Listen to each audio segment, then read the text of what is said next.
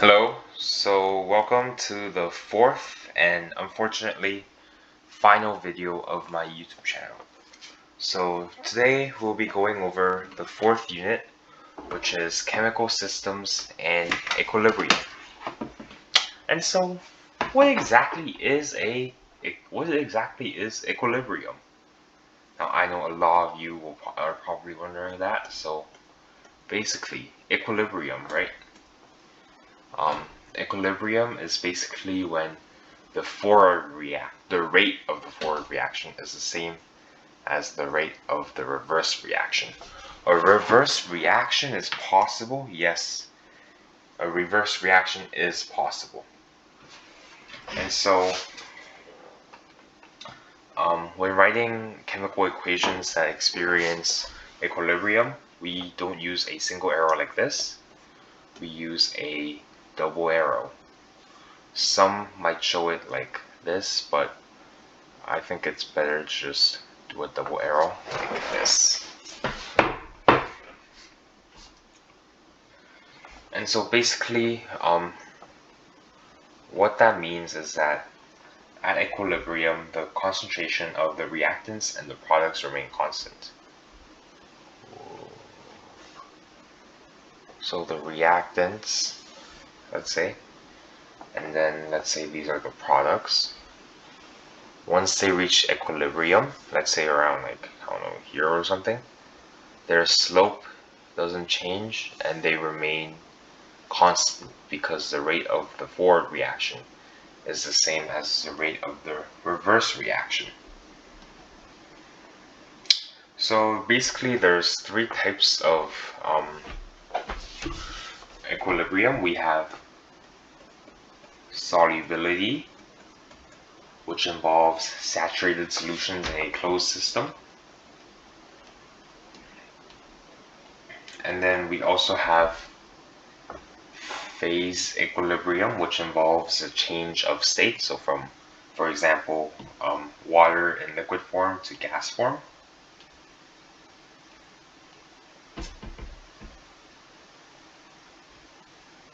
And there's also dynamic equilibrium. I meant chemical reaction equilibrium. Chemical reaction equilibrium basically states that it's just reactants to products, and that is just what that's just like chemical reaction equilibrium. And so we have those three types of equilibriums. And then we also have to talk about Le Chatelier. Le Chatelier principle.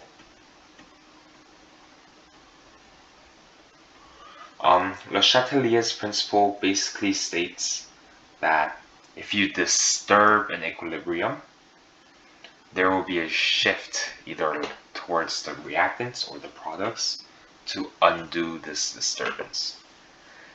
And so there's a couple of factors that can affect this principle. We have change in concentration, we have change in temperature, and we have change in volume/pressure. So those are the main stuff. So let's use a example. Let's say we have nitrogen gas plus hydrogen gas, and then there's an equilibrium, and that produces ammonia, let's say.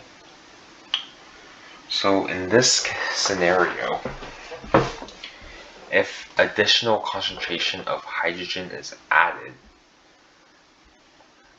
there would be more reactants than products, and so it will shift towards the right. It will shift towards the products.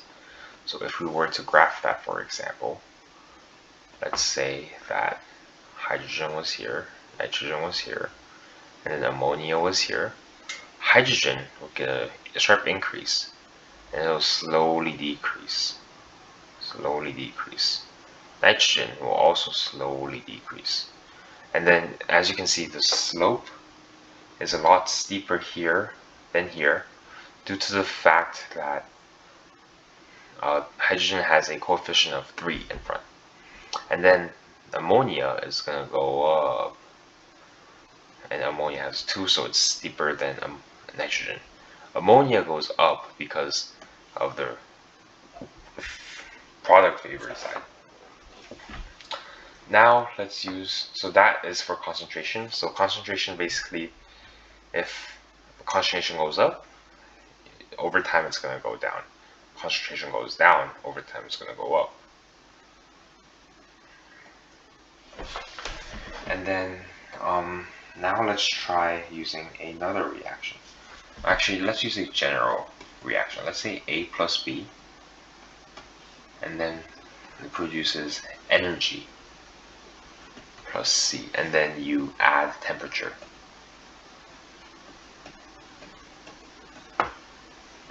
So if you add temperature to this, which is an exothermic reaction, right?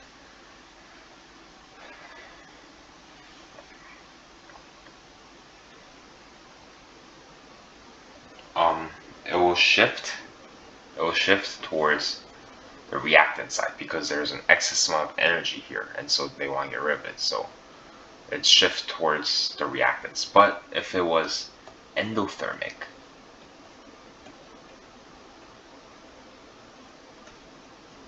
and you add energy, it will shift that way. Energy was added here, so the excess energy here has to be moved towards that side.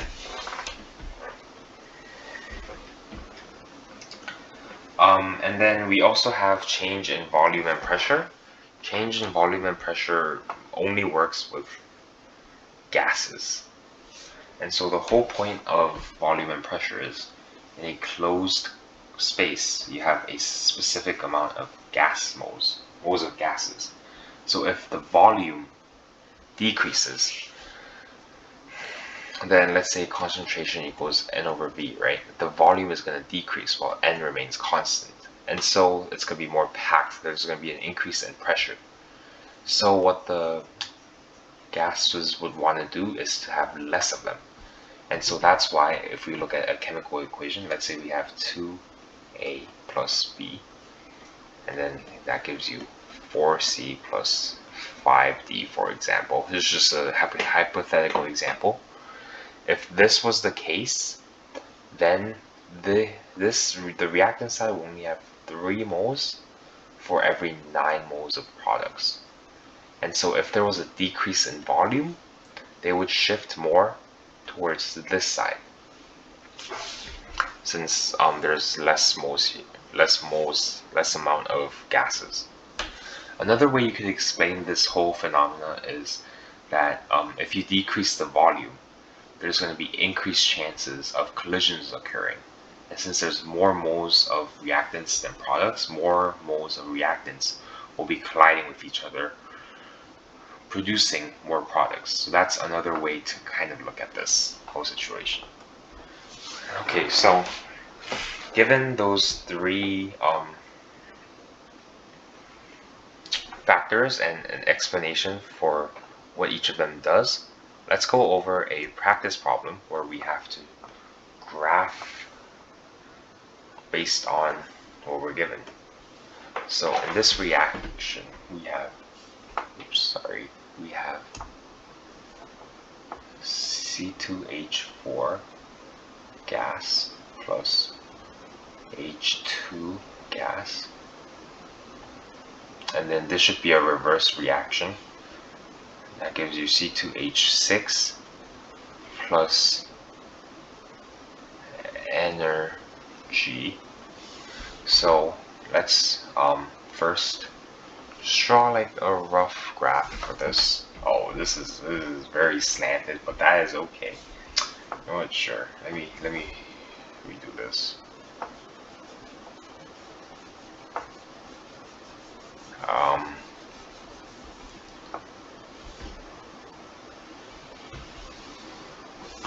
So over here we're going to have concentration in molars, and here we're going to have time and whatever unit you want. And so let's say that we have this much of C2H4, this much of H2.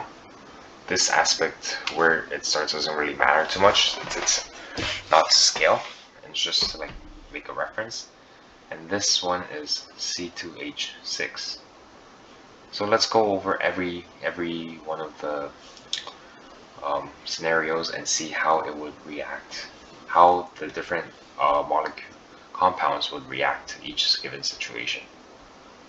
So our first given situation is an increase in pressure, which means a decrease in volume. So let me just put that like this, give this letter A. So if there is a decrease in volume, that means that the equilibrium will favor the side with the less amount of moles. And in this scenario, the reactants have less moles than the products.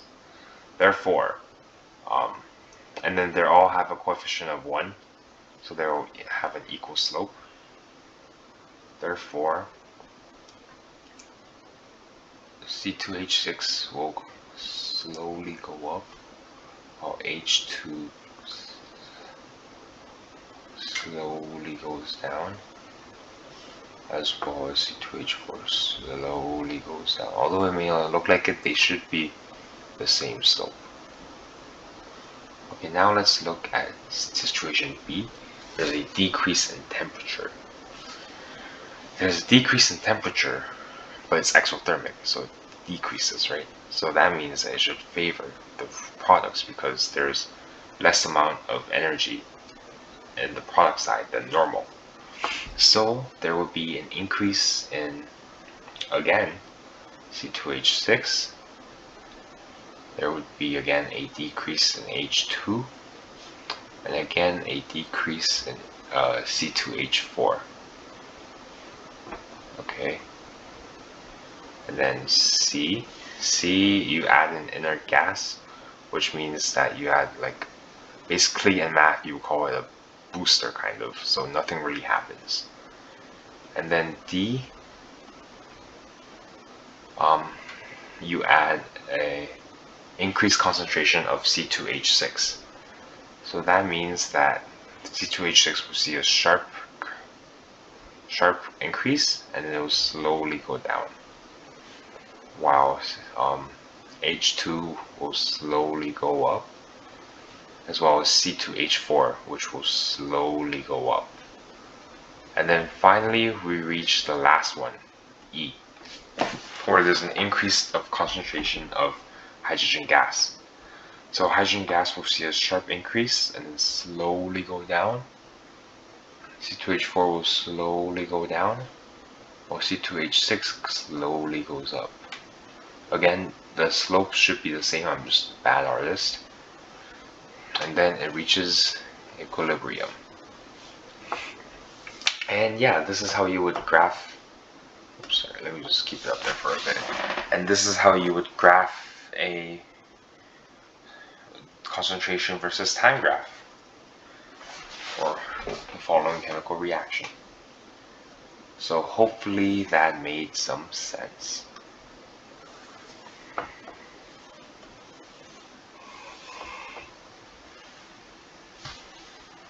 Okay, now let's look over what the next problem entails. Using the Henderson-Hasselbalch equation, determine the pH of a buffer solution made up of 0.15 molars sodium benzoate and 0.20 molars of benzoic acid. The Ka for benzoic acid is 6.3 times 10 to the negative 5. Okay, there is a lot to unpack there. So firstly, I think we should probably start off talking about acid-base equilibrium. So acid-base equilibrium is basically, as it says, as it might suggest, equilibrium for acid-base reactions. So an example would be CH acetic acid plus H2O. Oh yeah, don't forget your state's very important. Liquid. And that gives you acetate 2 plus hydronium. In this scenario, this is the acid, this is the base. This is the conjugate base, and this is the conjugate acid. So it will pair up like this, and pair up again like this. So that is basically what acid-base equilibrium is, and then you could do a lot of cool stuff using this. You could find the Ka value. Since this is an acid that dissociates hydrogen, you will have to find the Ka value, which is equal to the concentration of acetate and hydronium. Oops, I forgot the plus, minus. What am I doing? Sorry, the 3 should be down at the bottom. H3O30 over acetic acid. In this scenario, we do not include the water because water is a liquid and only aqueous and gas can have K values. And then some other important stuff to remember is Kw, which is basically the K constant for water, is equal to Ka times Kb. We also have Ka equals 10 to the power of negative pKa, which is very similar to pH versus H concentration that we went over, that you guys might have learned back in grade 11. And then we also have the Hasselbalch equation, which is pH equals pKa plus log of conjugate base over acid. And this is the equation we'll be using to solve our problem. So hopefully that made a bit of sense. So now let's do this. Oh, sorry, wrong one. There we go. Okay, so now let's solve this question. So we're given the question, using the Henderson-Hasselbalch equation, determine the pH of a buffer solution made up of 0.15 molars sodium benzoate and 0.2 molars of benzoic acid. The Ka for benzoic acid is 6.3 times 10 to the negative 5. So the way I would set up this equation, first step, we have to know the concentration of sodium benzoate and benzoic acid. So the concentration of benzoic acid is, not the concentration, the formula. The chemical formula of benzoic acid is C7H6O2 aqueous. And let's say that reacts with water, which is always present. And so that should give us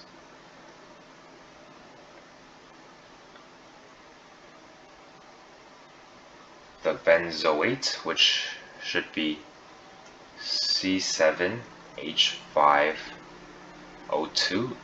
The Na, the sodium, can be ignored because of common ion effect, plus H3O plus. And these are both aqueous. And so now what we have to do is set up an ice table. Ice table is basically what we use for acid-base equilibriums and other equilibriums, where we have the initial concentration, the change in concentration, and finally the concentration at equilibrium. So the initial concentration for benzoic acid is given as 0.2 molars, m's I mean. And then there's also initial concentration of 0.15 m for sodium benzoate. And then water is negligible, and hydronium starts at 0. So plus x here, plus x, 0.15 plus x, minus x, 0.2 minus x.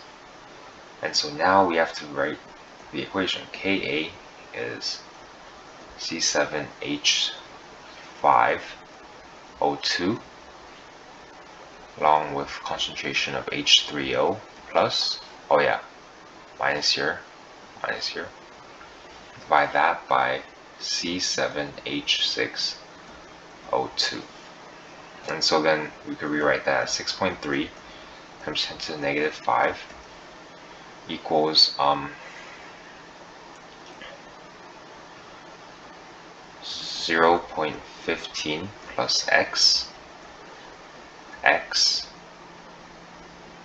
over 0.2 minus x. But then we have this thing called the 100 rule, where we take the initial concentration and divide that by the Ka value. And if it's greater than 100, the x over here can be ignored. And if it's the same for here, the x over here can be ignored. And if you do it on the calculator, you'll see that it's way greater than 100. And so the x here and the x here will be ignored, and it'll just become 6.3 times 10 to the negative 5 equals 0.15 over 0.2x.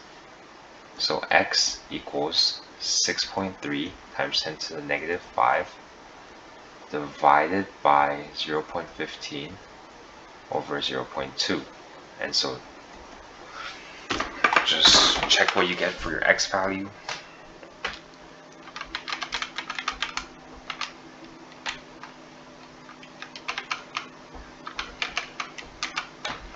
So we get 8.4 times 10 to the negative 5.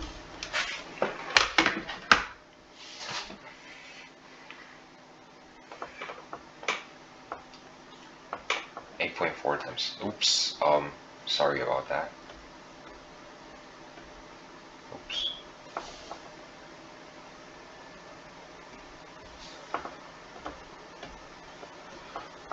Okay, let me just erase it by hand.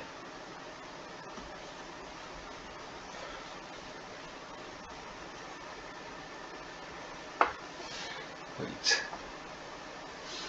Okay, we're using a blank screen now, a white screen. Sorry about that. And so, wait, what was the value? Sorry, the value was 8.4 times 10 to the negative 5. So x equals 8.4 times 10 to the negative 5. And then we were given benzoic acid was 0.2 minus x, and then benzoate was 0.15 plus x. So benzoic acid, and then benzoate. So the concentration of, was it like this? Benzoic acid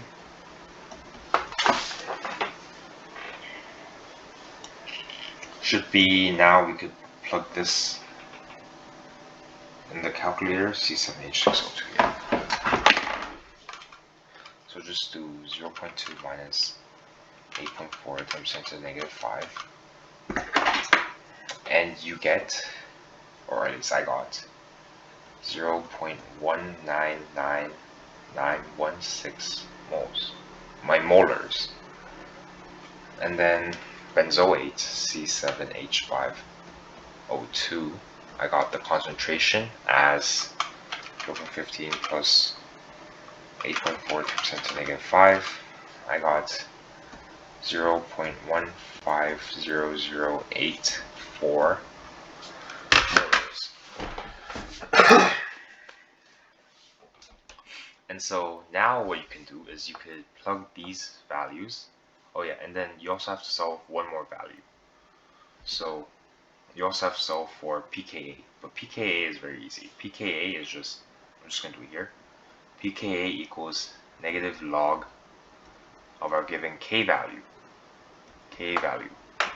So that should be roughly around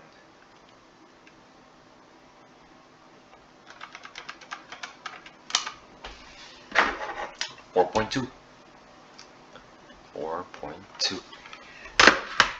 And so now we could use the Henderson-Hasselbalch equation, pH equals pKa plus log of conjugate base over acid.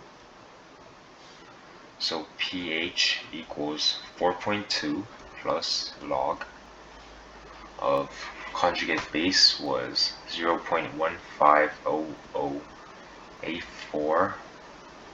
Our conjugate acid was 0.199916. So if you plug this on a calculator, you will get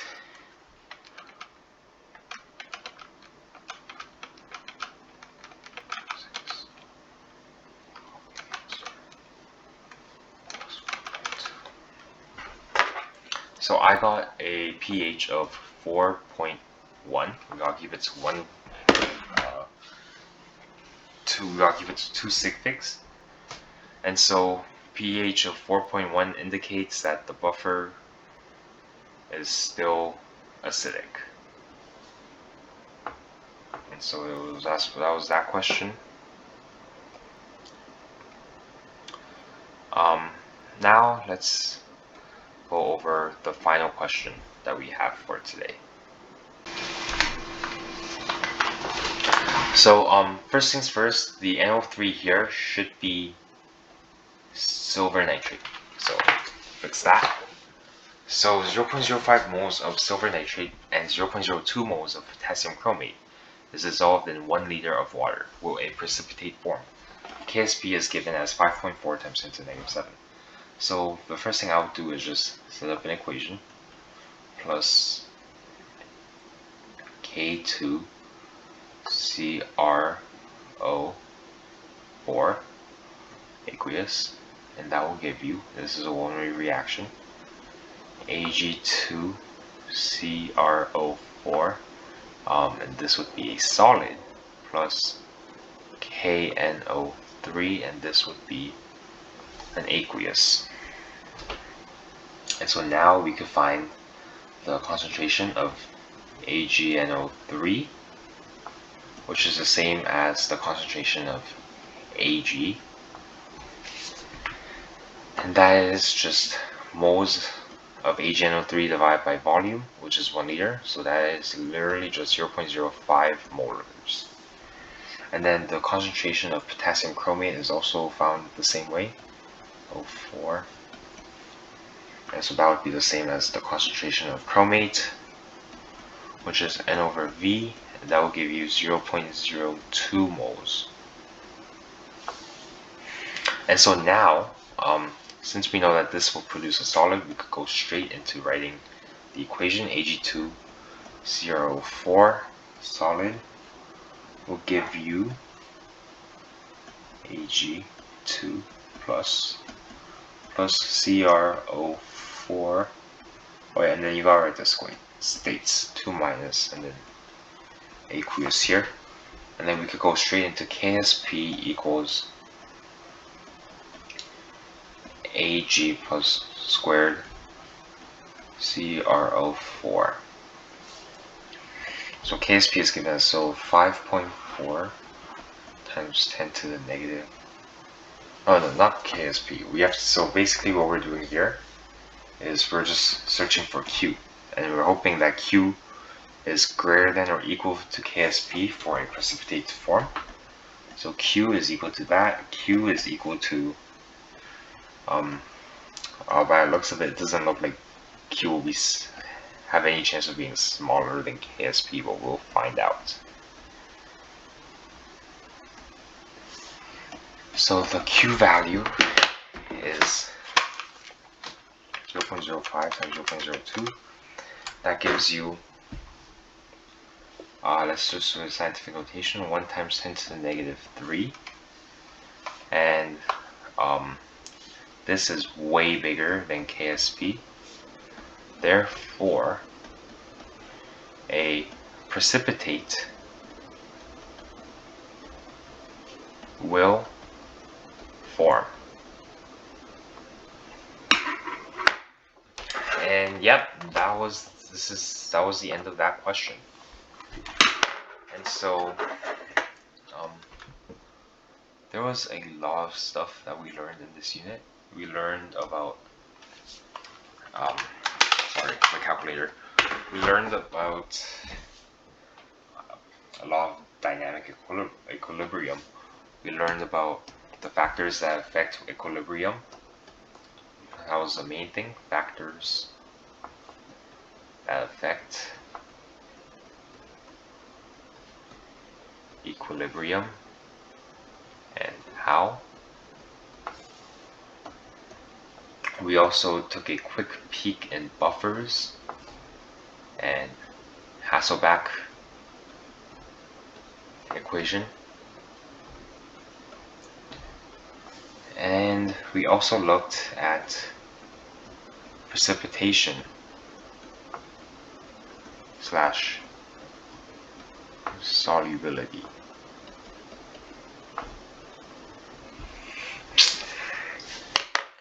And so thank you everyone for watching all of my videos, and I hope that you learned something within these 4 units, and I hope that I will come back someday with a new video series for you guys. Again, thank you very much.